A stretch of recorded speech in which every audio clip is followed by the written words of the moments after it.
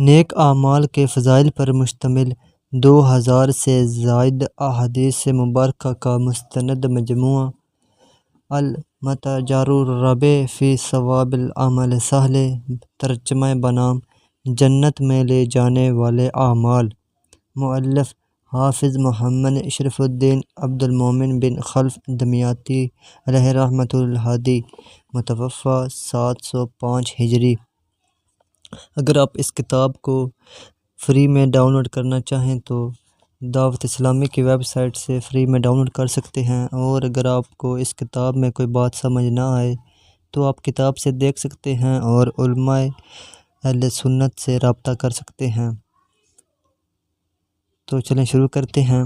علم کے فضائل، علم اور علماء کا ثواب۔ قرآن مجید فرقان حمید میں کئی مقامات پر علم کے فضائل بیان کیے گئے ہیں، چنانچہ ارشاد ہوتا ہے، ترجمہ: اللہ نے گواہی دی کہ اس کے سوا کوئی معبود نہیں، اور فرشتوں نے اور عالموں نے۔ سورہ آل عمران۔ اس آیت مبارکہ میں اللہ عز و جل نے گواہی کی ابتدا اپنی ذات مقدس سے فرمائی، پھر دوسرے درجے میں ملائکہ اور تیسرے درجے میں اہل علم کا ذکر فرمایا۔ اگرچہ ہمارے لیے علم کی فضیلت میں اللہ عز و جل کا یہی فرمان کافی تھا، لیکن اللہ تعالیٰ نے فرمایا، ترجمہ: بلکہ وہ روشن آیتیں ہیں ان کے سینوں میں جن کو علم دیا گیا۔ اور ارشاد ہوتا ہے، ترجمہ: اور یہ مثالیں ہم لوگوں کے لیے بیان فرماتے ہیں، اور انہیں نہیں سمجھتے مگر علم والے، اور انہیں نہیں سمجھتے مگر علم والے۔ اور ارشاد ہوتا ہے، ترجمہ: اللہ سے اس کے بندوں میں وہی ڈرتے ہیں جو علم والے ہیں۔ 5۔ ترجمہ: اللہ تمہارے ایمان والوں کے اور ان کے جن کو علم دیا گیا درجے بلند فرمائے گا۔ 6۔ ترجمہ: کیا برابر ہیں جاننے والے اور انجان؟ نصیحت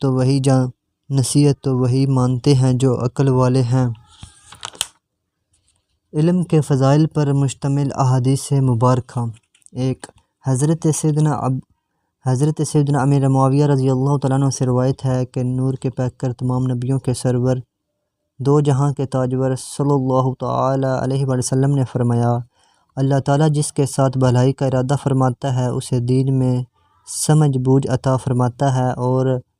میں تو تقسیم کرنے والا ہوں اور عطا کرنے والا اللہ عز و جل ہے۔ اس امت کا معاملہ ہمیشہ درست رہے گا یہاں تک کہ قیامت قائم ہو جائے اور اللہ عز و جل کا حکم آ جائے۔ جبکہ طبرانی شریف کی روایت کے الفاظ کچھ یوں ہیں کہ میں نے سرکار مدینہ صلی اللہ تعالیٰ علیہ وسلم کو فرماتے ہوئے سنا کہ علم سیکھنے سے ہی آتا ہے، اور فقہ غور و فکر سے حاصل ہوتی ہے، اور اللہ عز و جل جس کے ساتھ بھلائی کا ارادہ فرماتا ہے اسے دین میں سمجھ بوجھ عطا فرماتا ہے، اور اللہ عز و جل سے اس کے بندوں میں سے وہی ڈرتے ہیں جو علم والے ہیں۔ 2۔ حضرت سیدنا عبداللہ بن عمر رضی اللہ تعالیٰ عنہ سے روایت ہے کہ حضور پاک صلی اللہ تعالیٰ علیہ وسلم نے فرمایا، تھوڑا علم زیادہ عبادت سے بہتر ہے، اور انسان کے فقیہ ہونے کے لیے اللہ تعالیٰ کی عبادت کرنا ہی کافی ہے، اور انسان کے جاہل ہونے کے لیے اپنی رائے کو پسند کرنا ہی کافی ہے۔ 3۔ حضرت سیدنا حذیفہ بن یمان رضی اللہ تعالیٰ عنہ سے روایت ہے کہ سید المبلغین رحمۃ للعالمین صلی اللہ تعالیٰ علیہ وسلم نے ارشاد فرمایا کہ علم کی فضیلت عبادت کی فضیلت سے بڑھ کر ہے، اور تمہارے دین کا بہترین عمل تقوی یعنی پرہیزگاری ہے۔ 4۔ حضرت سیدنا معاذ بن جبل رضی اللہ تعالیٰ عنہ سے روایت ہے کہ اللہ عز و جل کے محبوب صلی اللہ تعالیٰ علیہ وسلم نے ارشاد فرمایا، علم حاصل کرو، کیونکہ اللہ عز و جل کی رضا کے لیے علم سیکھنا خشیت، اسے تلاش کرنا عبادت، اس کی تکرار کرنا تسبیح، اور اس کی جستجو کرنا جہاد ہے، اور لا علم کو علم سکھانا صدقہ ہے، اور اسے اہل پہ خرچ کرنا قربت یعنی نیکی ہے۔ کیونکہ علم حلال اور حرام کی پہچان کا ذریعہ ہے اور اہل جنت کے راستے کا نشان ہے، اور وحشت میں باعث تسکین ہے، اور سفر میں ہم نشین ہے، اور تنہائی کا ساتھی ہے، اور تنگدستی و خوشحالی میں رہنما ہے، دشمنوں کے مقابلے میں ہتھیار ہے، اور دوستوں کے نزدیک زینت ہے۔ اللہ تعالیٰ اس کے ذریعے سے قوموں کو بلندی و برتری عطا فرما کر بھلائی کے معاملے میں قائد اور امام بنا دیتا ہے، پھر ان کے نشانات اور افعال کی پیروی کی جاتی ہے، اور ان کی رائے کو حرف آخر سمجھا جاتا ہے، اور ملائکہ ان کی دوستی میں رغبت کرتے ہیں اور ان کو اپنے پروں سے چھوتے ہیں، اور ان کے لیے ہر خشک و تر چیز اور سمندر کی مچھلیاں اور جاندار اور خشکی کے درندے اور چوپائے استغفار کرتے ہیں، کیونکہ علم جہالت کے مقابلے میں دلوں کی زندگی ہے اور تاریکیوں کے مقابلے میں آنکھوں کا نور ہے۔ علم کے ذریعے بندہ اخیار یعنی اولیاء کی منازل کو پا لیتا ہے اور دنیا و آخرت میں بلند مرتبے پر پہنچ جاتا ہے، اور علم میں غور و فکر کرنا روزوں کے برابر ہے، اور اسے سیکھنا سکھانا نماز کے برابر ہے۔ اسی کے ذریعے صلہ رحمی کی جاتی ہے، اور اسی سے حلال و حرام کی معرفت حاصل ہوتی ہے، اور یہ عمل کا امام ہے، اور عمل اس کے تابع ہے، اور خوش بختوں کو علم کا الہام کیا جاتا ہے، جبکہ بدبختوں کو اس سے محروم کر دیا جاتا ہے۔ 5 حضرت سیدنا سمرہ رضی اللہ تعالیٰ عنہ سے روایت ہے کہ نور کے پیکر تمام نبیوں کے سرور دو جہاں کے تاجور سلطان بہربر صلی اللہ تعالیٰ علیہ وسلم نے فرمایا، قیامت کے دن علماء کی سیاہی اور شہداء کے خون کو تولا جائے گا، اور ایک روایت میں ہے کہ اور علماء کی سیاہی شہداء کے خون پر غالب آ جائے گی۔ 6 حضرت ابو امامہ رضی اللہ تعالیٰ عنہ سے روایت ہے کہ شہنشاہ مدینہ صلی اللہ تعالیٰ علیہ وسلم نے ارشاد فرمایا کہ اس علم کو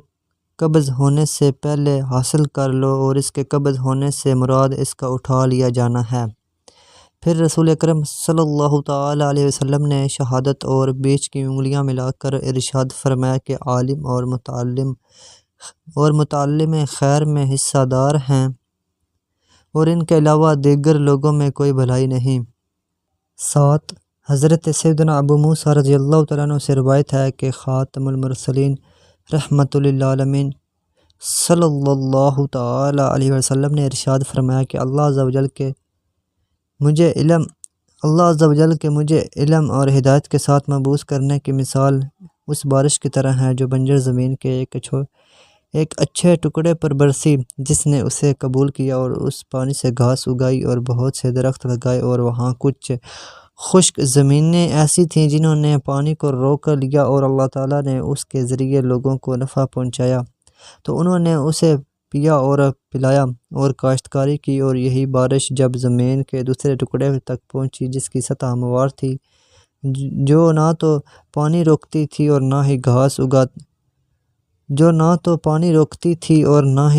اگاتی تھی، پس یہ مثال اس شخص کی ہے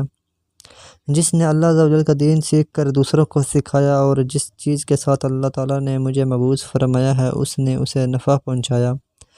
اور اس نے علم سیکھا اور سکھایا۔ اس شخص کی مثال ہے جس نے علم کے ذریعے بالکل بھی بلندی حاصل نہ کی اور نہ ہی اس ہدایت کو قبول کیا جو میرے ساتھ بھیجی گئی۔ 8 حضرت سیدنا ابن مسعود رضی اللہ تعالیٰ عنہ سے روایت ہے کہ تاجدار مدینہ صلی اللہ تعالیٰ علیہ وسلم نے ارشاد فرمایا، حسد جائز نہیں مگر دو آدمیوں سے، پہلا وہ شخص ہے جسے اللہ عز و جل نے مال عطا فرمایا اور اسے حق کے معاملے میں خرچ کرنے پر مقرر کر دیا، اور دوسرا وہ شخص جسے اللہ تعالیٰ نے علم و حکمت عطا فرمائی اور وہ اس کے مطابق فیصلہ کرے اور اسے دوسروں کو سکھائے۔ وضاحت: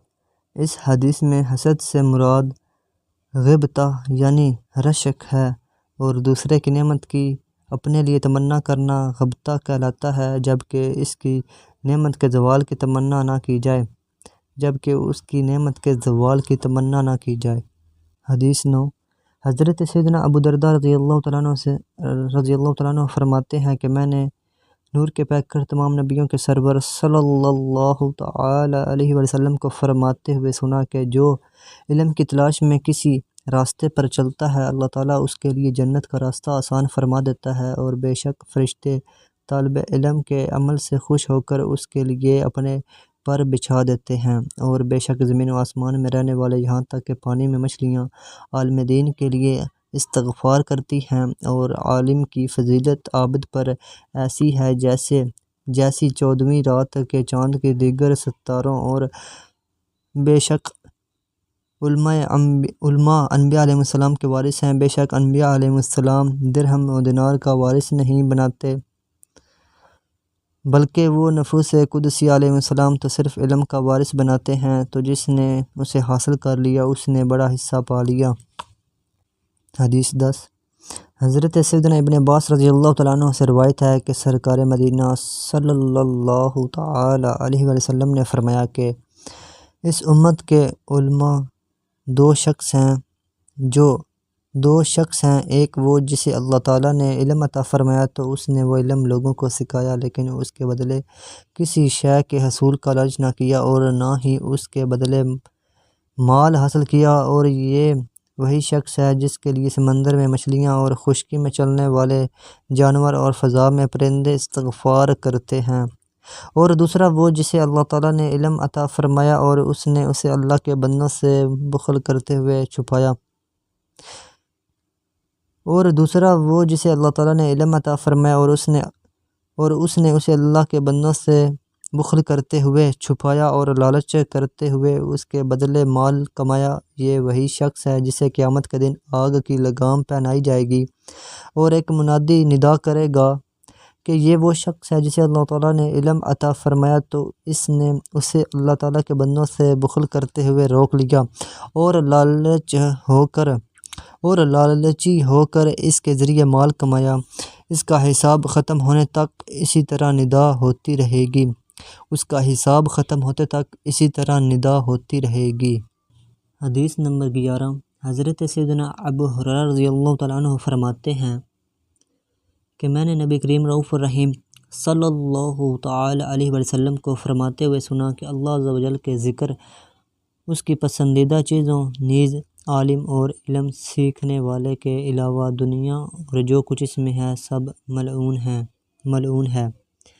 12۔ حضرت سیدنا انس بن مالک رضی اللہ تعالیٰ عنہ فرماتے ہیں کہ نبی مکرم نور مجسم رسول اکرم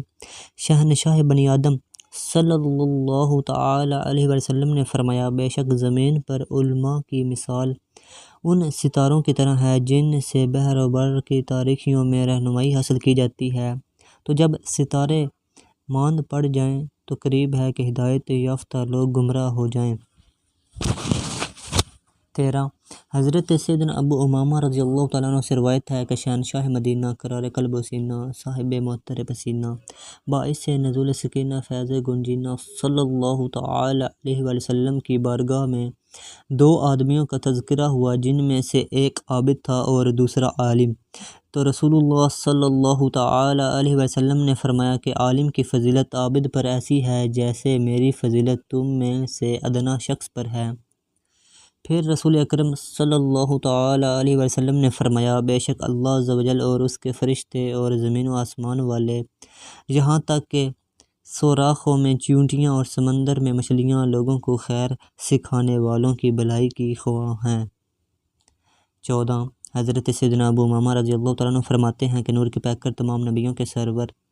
دو جہاں کے تاجور سلطان بحر و بر صلی اللہ تعالی علیہ وسلم نے فرمایا کہ قیامت کے دن عالم اور عبادت گزار کو اٹھایا جائے گا تو عابد سے کہا جائے گا کہ جنت میں داخل ہو جاؤ، جبکہ عالم سے کہا جائے گا کہ جب تک لوگوں کی شفاعت نہ کر لو ٹھہرے رہو۔ 15۔ حضرت سیدنا سلبہ بن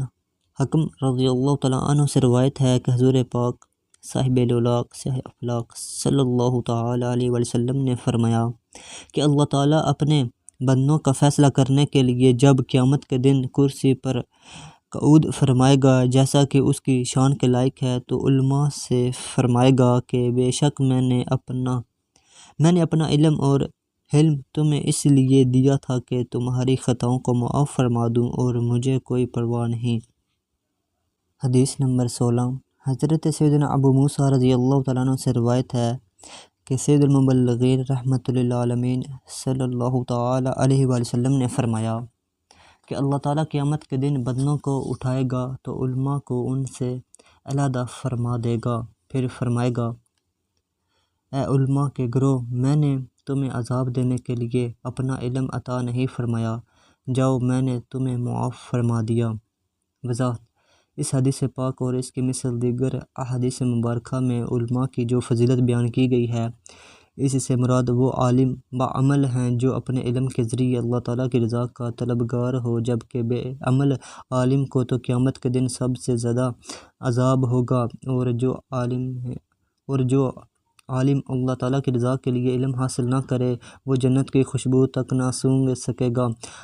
اور وہ ان 3 بد نصیبوں میں سے ایک ہوگا جنہیں سب سے پہلے جہنم میں جلایا جائے گا۔ اس باب میں بہت سی صحیح حدیث آئی ہیں، لیکن چونکہ ہماری یہ کتاب اعمال کے ثواب پر مشتمل ہے لہٰذا انہیں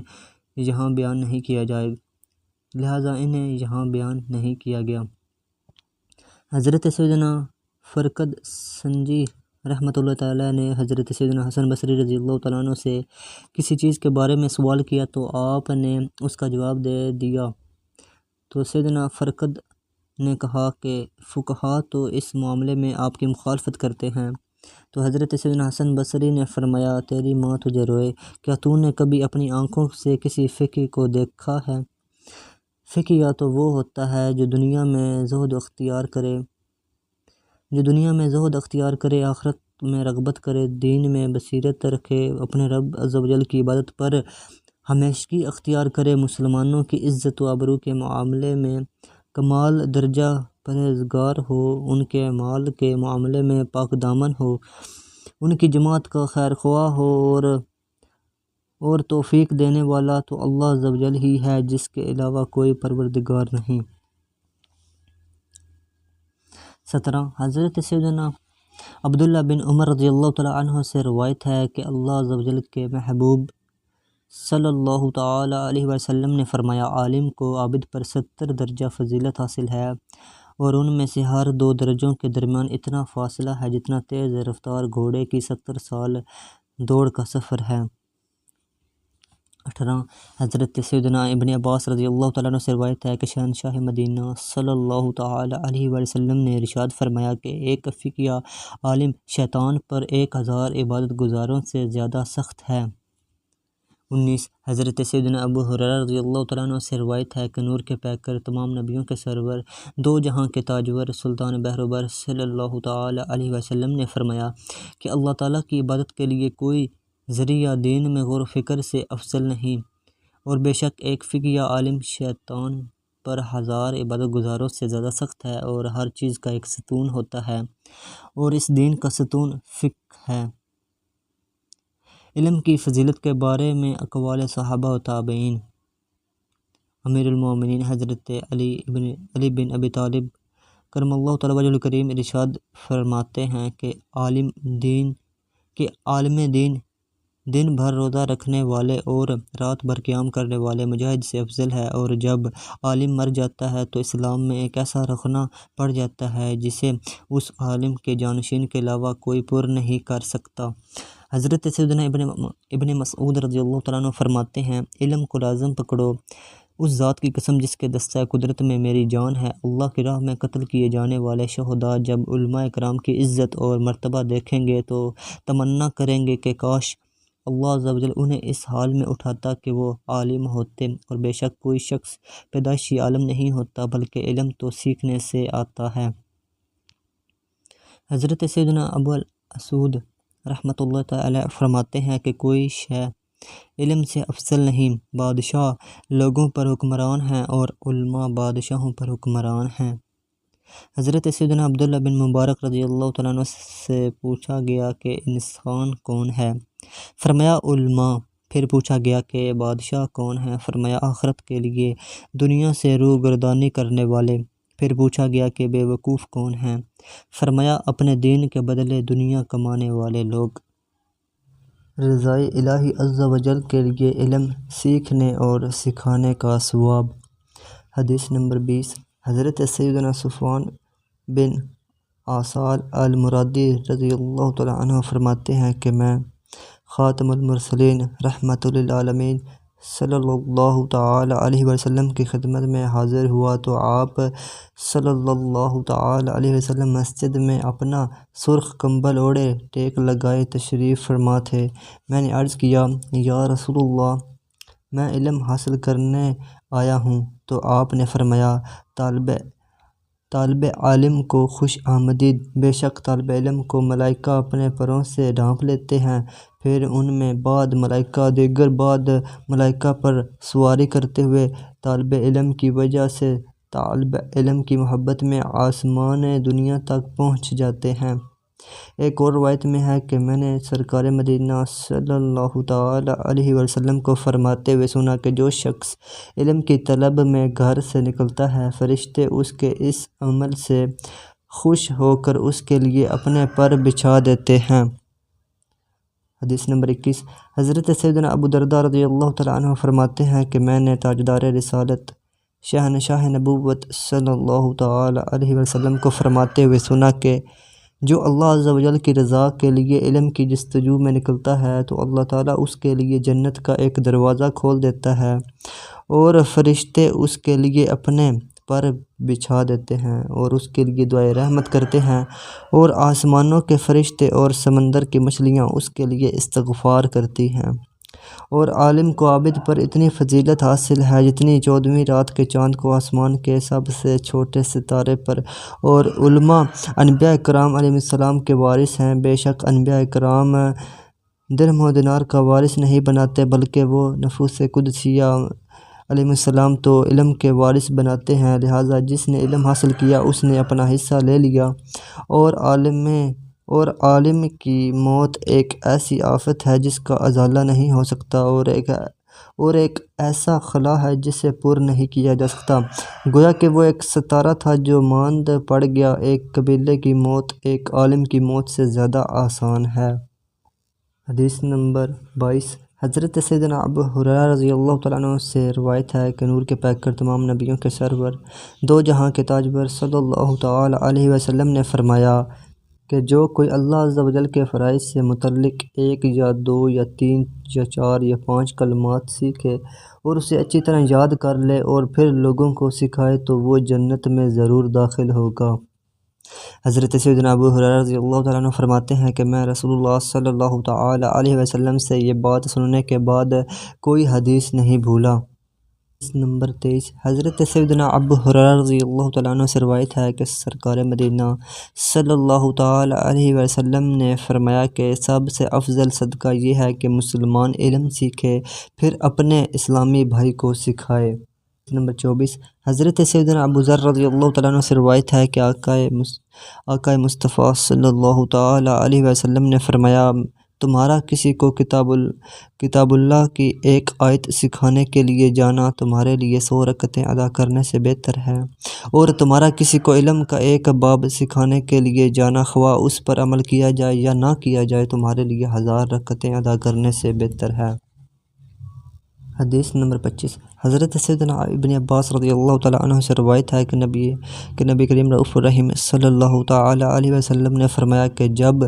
تم جنت کی کیاریوں سے گزرا کرو تو کچھ چن لیا کرو۔ صحابہ کرام علیہم رضوان نے عرض کیا،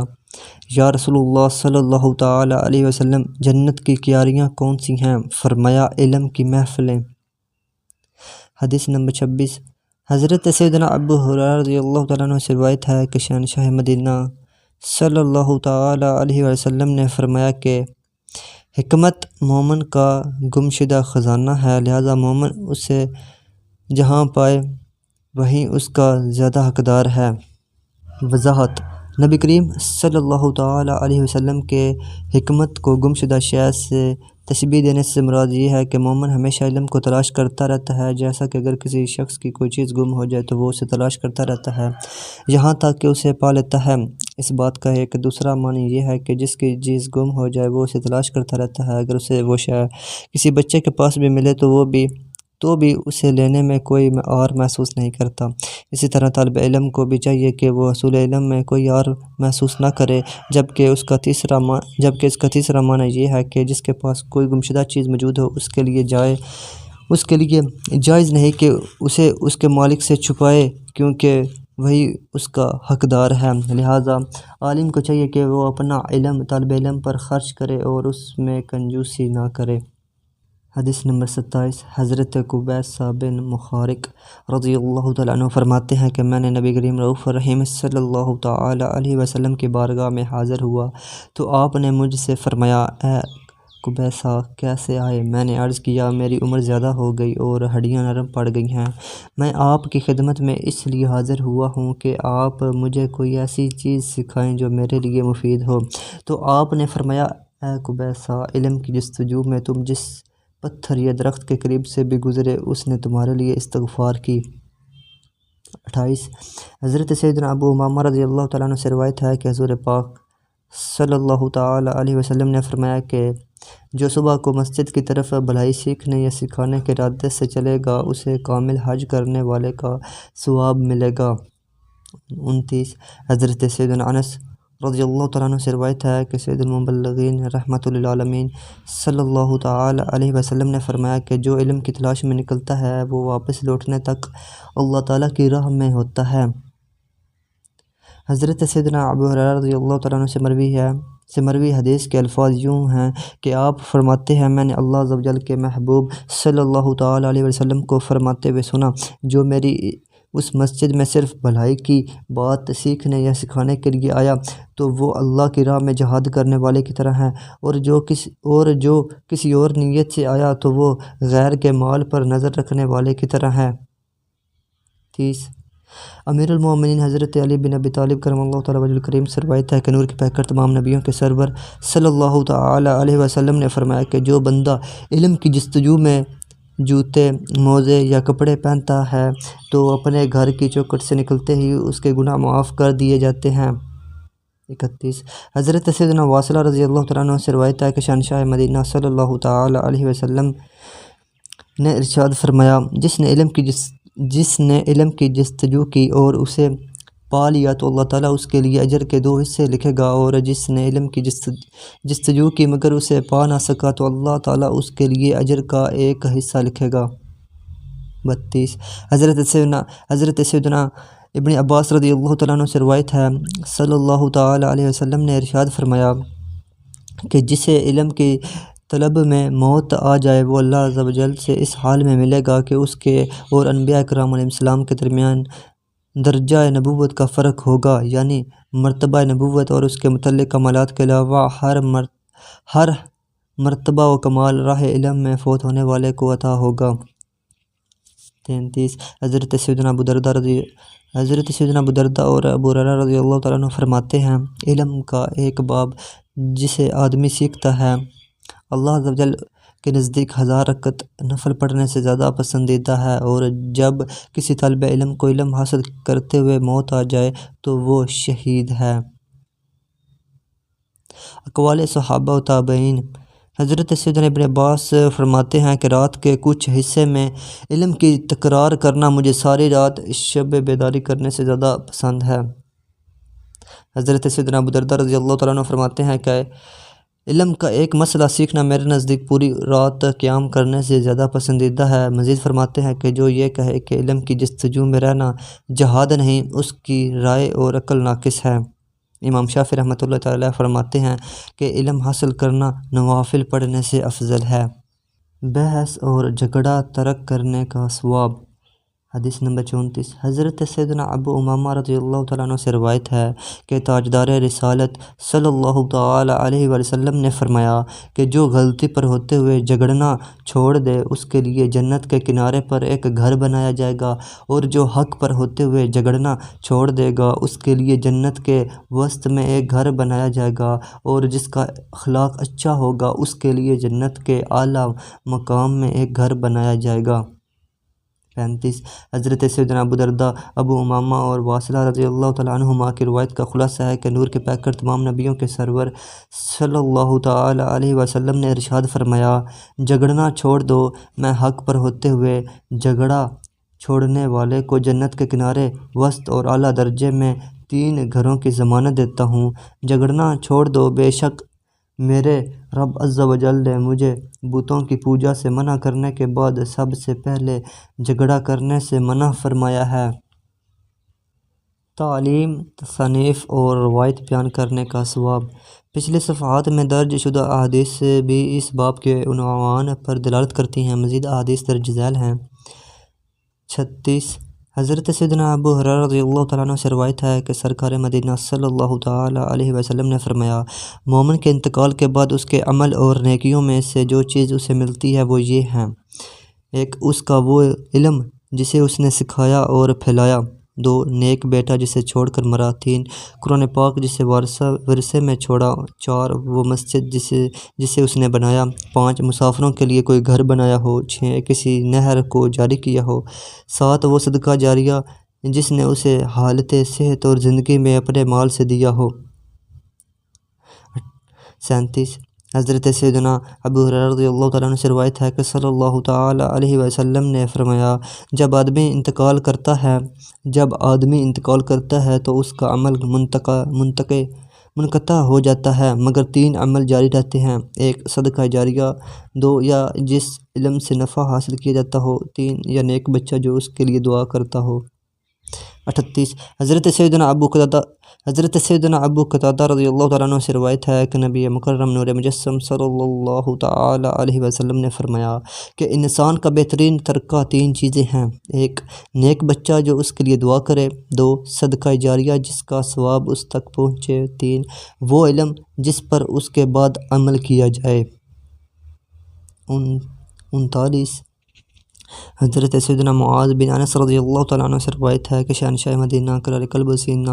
صاحب معطر پسینہ، باعث نزول سکینہ، فیض گنجینہ صلی اللہ تعالیٰ علیہ وسلم نے فرمایا، جس نے کسی کو علم سکھایا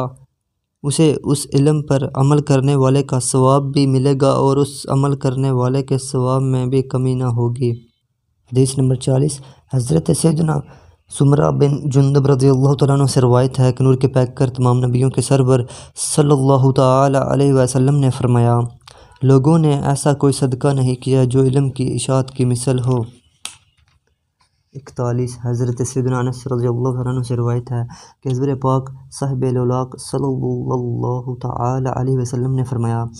کہ میں تمہیں سب سے زیادہ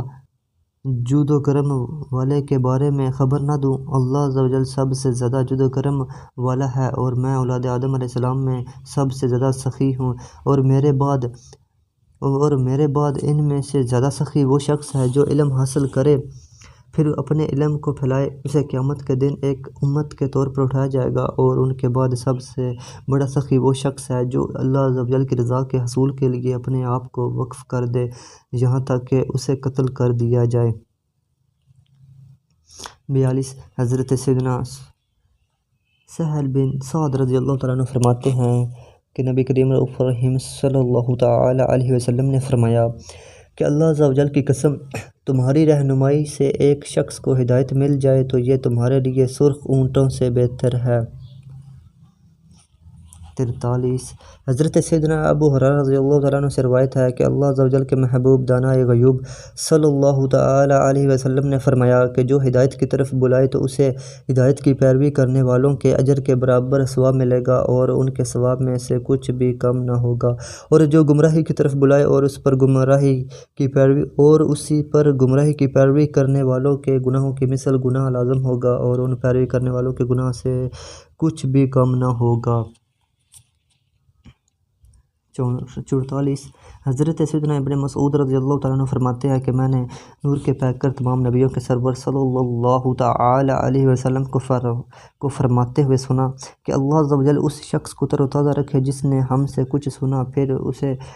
اسی طرح آگے پہنچا دیا جیسے سنا تھا، کیونکہ جن تک علم پہنچایا جائے گا ان لوگوں میں سے کچھ لوگ اس سننے والے سے زیادہ یاد رکھنے والے ہوں گے۔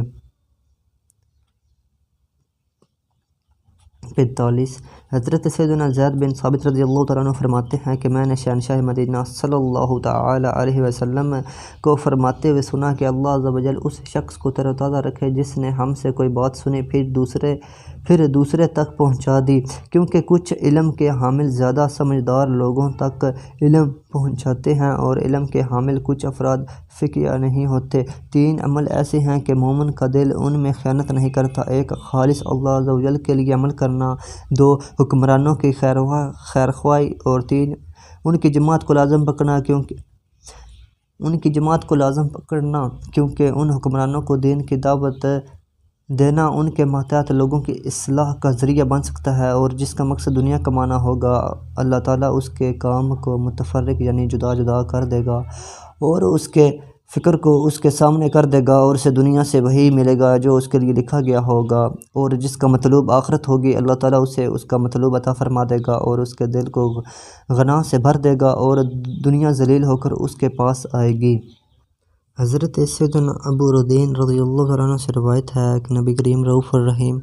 صلی اللہ تعالیٰ علیہ وسلم نے فرمایا، جو قوم اجتماعی طور پر کتاب اللہ کی تکرار کرتی ہے وہ اللہ عز و جل کی مہمان ہوتی ہے، اور ملائکہ اسے ڈھانپ لیتے ہیں یہاں تک کہ وہ اٹھ کھڑے ہوں یا کسی دوسری بات میں مصروف ہو جائیں، اور جو عالم موت کثرت مصروفیات یا علم کے ناپید ہو جانے کے خوف سے علم کی طلب میں نکلے، وہ اللہ عز و جل کی راہ میں دن رات حمد و رفعت رکھنے والے کی طرح ہے، اور جس کا عمل اسے سست کر دے اس کا نسب اسے تیز نہیں کر سکتا۔ حضرت سیدنا عبداللہ بن امام احمد بن حنبل رضی اللہ تعالیٰ عنہ فرماتے ہیں کہ میں نے اپنے والد صاحب سے پوچھا کہ میں رات کو تہجد پڑھوں یا علم لکھوں، تو آپ نے فرمایا کہ علم لکھا کرو۔ وضاحت: امام صاحب نے اپنے صاحبزادے کو علم لکھنے کا مشورہ اس لیے دیا کہ علم کا نفع دوسروں کو بھی حاصل ہوگا اور انہیں اپنے علم کے ثواب کے ساتھ ساتھ ان لوگوں کا ثواب بھی ملے گا جو اس علم سے ان کی زندگی میں یا موت کے بعد استفادہ کریں گے، جبکہ تہجد پڑھنے کی صورت میں انہیں صرف اپنا ثواب ہی حاصل ہوگا۔ واللہ تعالی عالم۔ کتاب و سنت پر عمل کرنے کا ثواب۔ کتاب و سنت پر عمل کرنے کے ثواب کے بارے میں قرآن پاک کی کئی آیات ہیں، چنانچہ ارشاد ہوتا ہے: ترجمہ: اے محبوب تم فرما دو کہ لوگوں، اگر تم اللہ کو دوست رکھتے ہو تو میرے فرما بردار ہو جاؤ، اللہ تمہیں دوست رکھے گا اور تمہارے گناہ بخش دے گا۔ سورہ آل عمران۔ اور ارشاد ہوتا ہے ترجمہ: جس نے رسول کا حکم مانا بے شک اس نے اللہ کا حکم مانا۔ اور ارشاد ہوتا ہے ترجمہ: مسلمانوں کی بات تو یہی ہے جب اللہ اور رسول کی طرف بلائے جائیں کہ رسول ان میں فیصلہ فرمائے کہ عرض کرے ہم نے سنا اور حکم مانا، اور یہی لوگ مراد کو پہنچے، اور جو حکم مانے اللہ اور اس کے رسول کا اور اللہ سے ڈریں اور پرہیزگاری کریں تو یہی لوگ کامیاب ہیں۔ سورہ نور۔ اور ارشاد ہوتا ہے ترجمہ: تو وہ جو اس پر ایمان لائیں اور اس کی تعظیم کریں اور اسے مدد دیں اور اس نور کی پیروی کریں جو اس کے ساتھ اترا، وہی بامراد ہوئے۔ تم فرماؤ اے لوگوں، میں تم سب کی طرف اس اللہ کا رسول ہوں کہ آسمانوں اور زمین کی بادشاہی اسی کو ہے، اس کے سوا کوئی معبود نہیں، جلائے اور مارے تو ایمان لاؤ اللہ اور اس کے رسول بے پڑے غیب بتانے والے پر کہ اللہ اور اس کی باتوں پر ایمان لاتے ہیں، اور ان کی غلامی کرو کہ تم راہ پاؤ۔ اس بارے میں احادیث کریمہ۔ حدیث نمبر 47 حضرت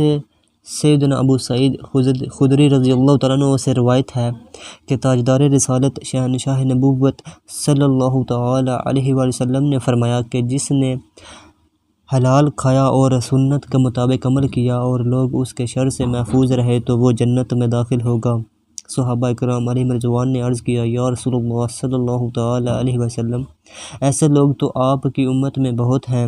تو نبی کریم صلی اللہ تعالیٰ علیہ وسلم نے فرمایا، ان قریب میرے بعد ایک قوم میں ہوں گے، ان قریب میرے بعد ایک قوم میں ہوں گے۔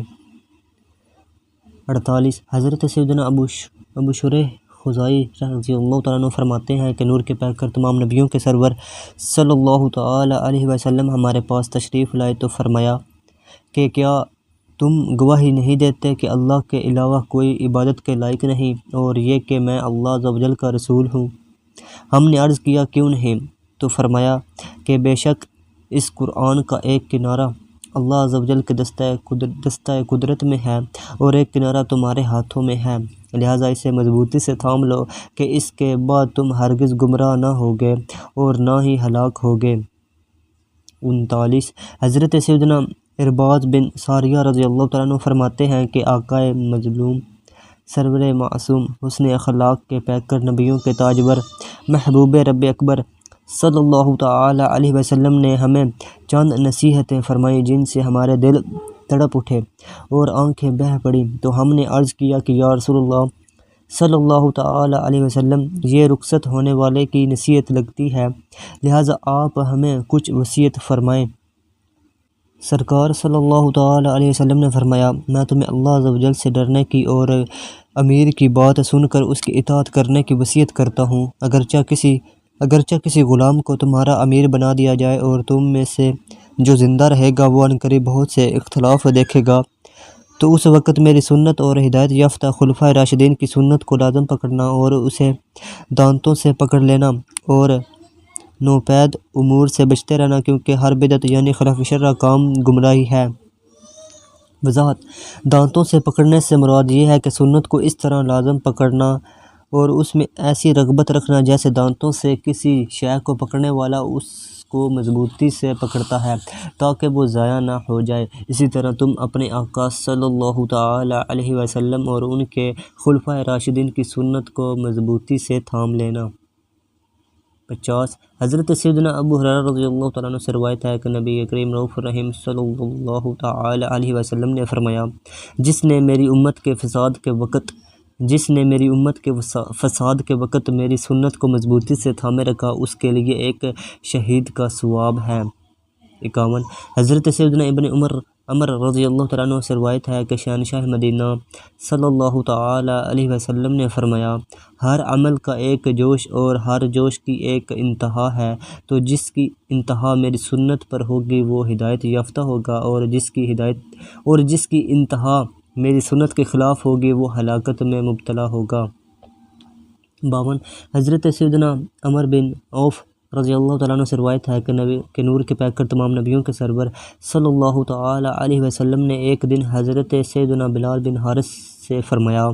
اے بلال جان لو۔ انہوں نے عرض کیا، یا رسول اللہ کیا جان لوں؟ فرمایا، جان لو کہ جس نے میری سنتوں میں سے ایک مردہ سنت کو زندہ کیا، اسے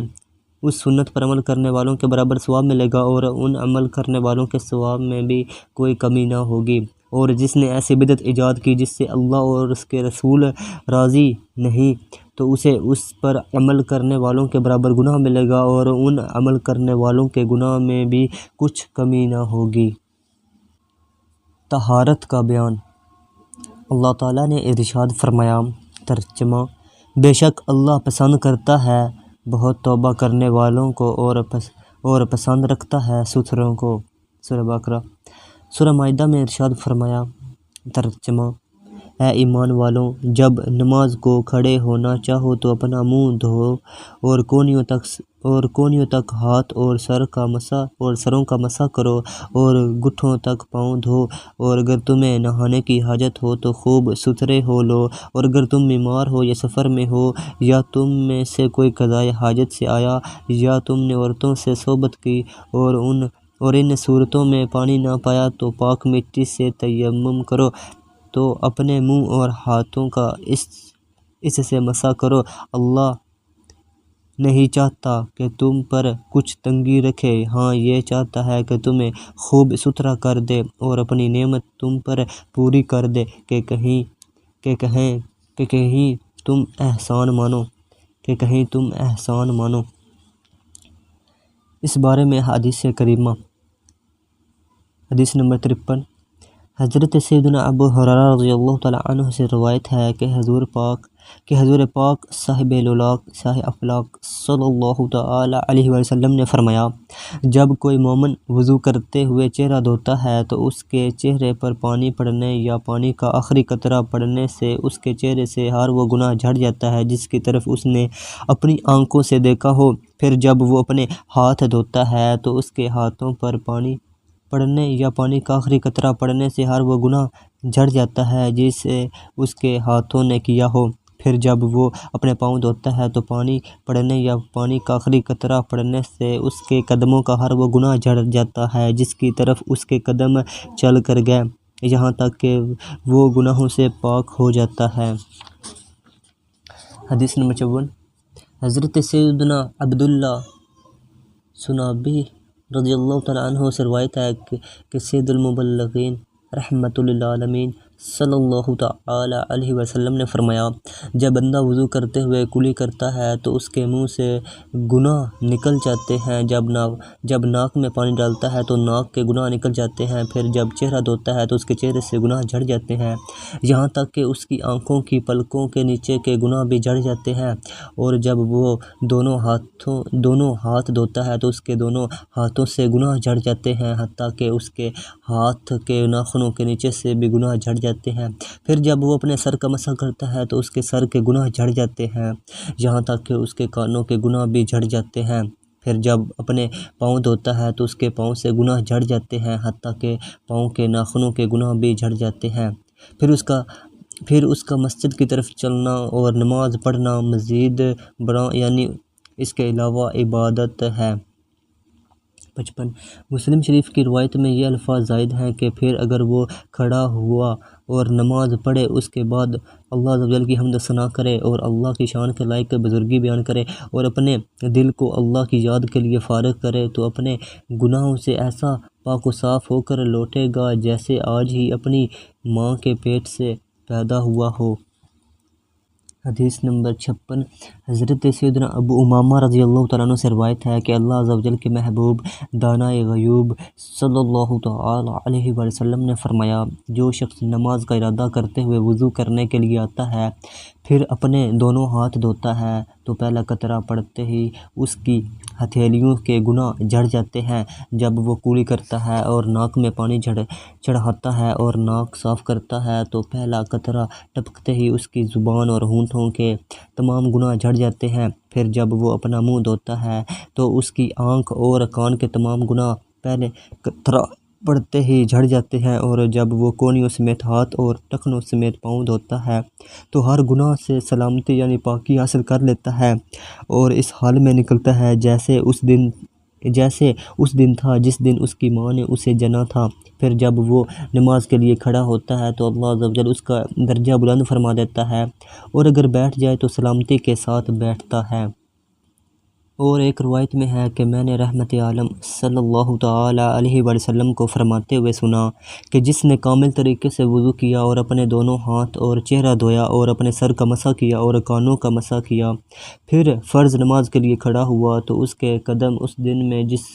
برائی کی طرف چلے اور اس کے ہاتھوں نے جسے پکڑا اور اس کے کانوں نے جو سنا، اس کی آنکھوں نے جو دیکھا اور جو اس نے بری گفتگو کی، سب معاف کر دیے جائیں گے۔ پھر حضرت سیدنا ابو امامہ رضی اللہ تعالیٰ عنہ نے فرمایا کہ اللہ عز و جل کی قسم، میں نے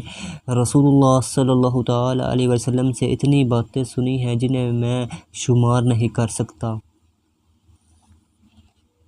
57، امیر المومنین حضرت سیدنا عثمان بن عفان رضی اللہ تعالیٰ عنہ سے روایت ہے کہ نور کے پیکر تمام نبیوں کے سرور صلی اللہ تعالیٰ علیہ وسلم نے فرمایا، جو احسن طریقے سے وضو کرتا ہے اس کے جسم سے گناہ جھڑ جاتے ہیں، یہاں تک کہ ناخنوں کے نیچے سے بھی۔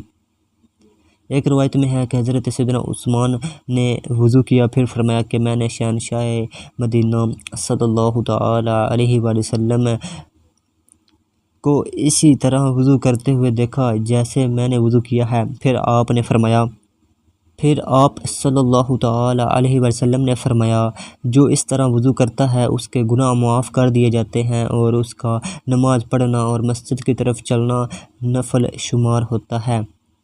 اور مسلم شریف کی روایت میں ہے کہ میں نے رسول اللہ صلی اللہ تعالی علیہ وسلم کو فرماتے سنا، جو آدمی احسن طریقے سے وضو کرے پھر نماز پڑھے تو اس کی اس نماز اور سابقہ نماز کے درمیان ہونے والے گناہ معاف کر دیے جائیں گے۔ نسائی شریف کے الفاظ یوں ہیں، جو شخص کامل وضو کرے جیسا کہ اللہ عز و جل نے حکم دیا ہے تو اس کی نمازیں بیچ کے گناہوں کے لیے کفارہ ہیں۔ 58 حضرت سیدنا حسن بن حمران رضی اللہ تعالیٰ عنہ سے روایت ہے کہ حضرت سیدنا عثمان رضی اللہ تعالیٰ عنہ نے ایک سرد رات میں سفر کا ارادہ کیا اور وضو کے لیے پانی منگوایا۔ میں ان کے لیے پانی لے کر حاضر ہوا تو آپ نے اپنا چہرہ اور دونوں ہاتھ دھوئے۔ یہ دیکھ کر میں نے عرض کیا، بس اتنا ہی کافی ہے کیونکہ آج رات بہت سردی ہے۔ تو آپ نے فرمایا کہ میں نے نبی کریم صلی اللہ تعالی علیہ وسلم کو فرماتے ہوئے سنا کہ جو بندہ کامل وضو کرے گا اس کے اگلے پچھلے گناہ معاف کر دیے جائیں گے۔ 59 حضرت سیدنا ابن عمر رضی اللہ تعالیٰ عنہ سے مروی ہے، حدیث سے جبرائیل علیہ السلام میں ہے کہ جب خاتم المرسلین رحمۃ للعالمین صلی اللہ تعالی علیہ وسلم سے اسلام کے بارے میں سوال کیا گیا تو آپ نے فرمایا، اسلام یہ ہے کہ تم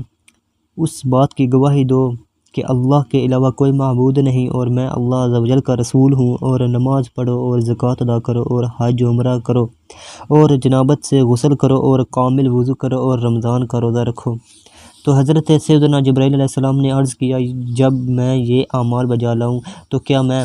مسلمان ہوں؟ تو آپ نے فرمایا ہاں۔ 60 حضرت سیدنا ابو ہریرہ رضی اللہ تعالیٰ عنہ سے روایت ہے کہ تاجدار رسالت شہنشاہ نبوت صلی اللہ تعالی علیہ وسلم قبرستان کی طرف تشریف لائے تو فرمایا، اے مومن قوم کے گھر، تجھ پر سلامتی ہو، اگر اللہ نے چاہا تو ہم بھی تمہارے ساتھ ملنے والے ہیں۔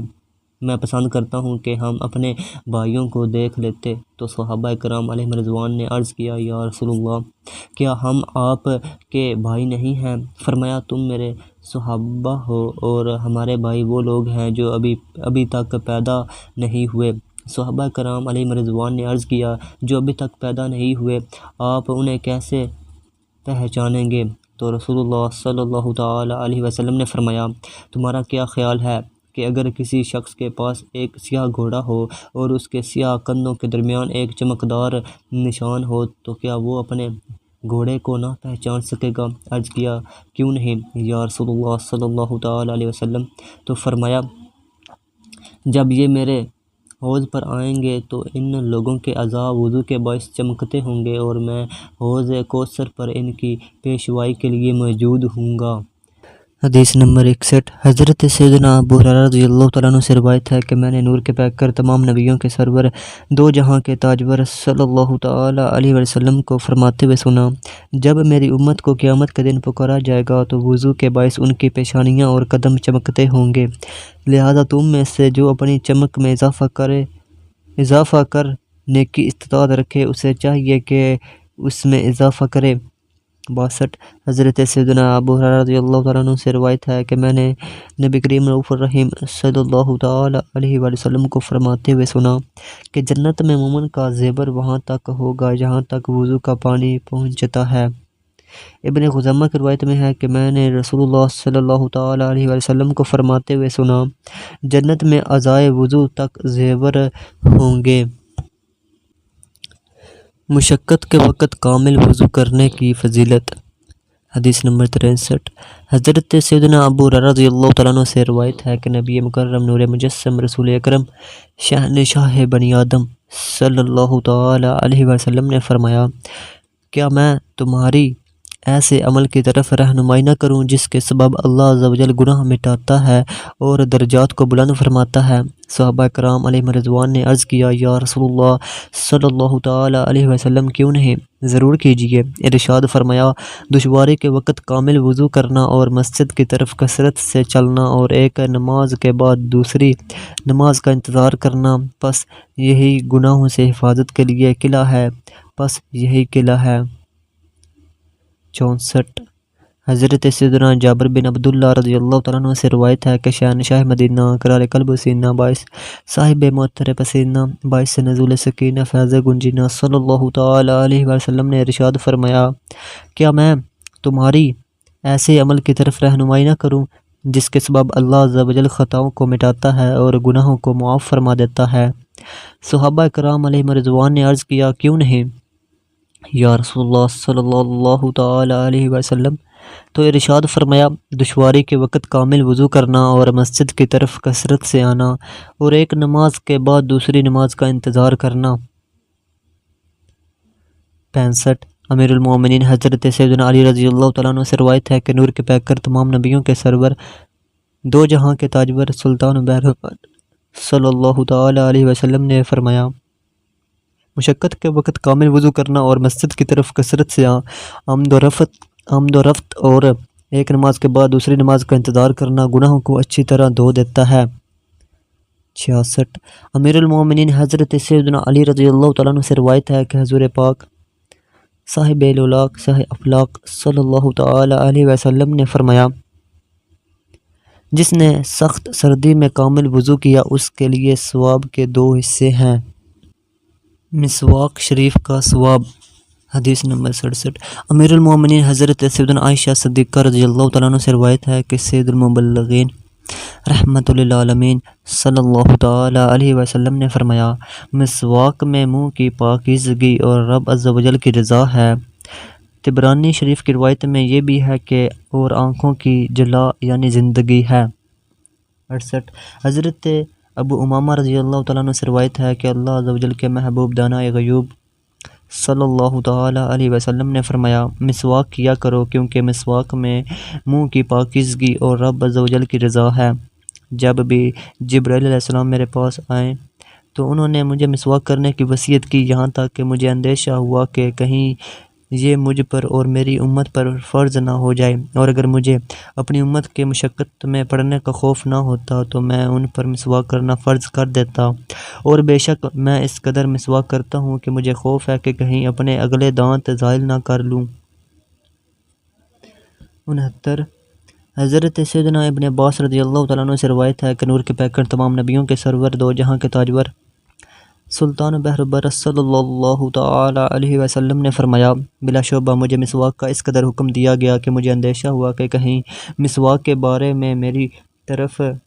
وحی نہ آ جائے۔ 70 حضرت سیدنا ابو ہریرہ رضی اللہ تعالیٰ عنہ سے روایت ہے کہ شہنشاہ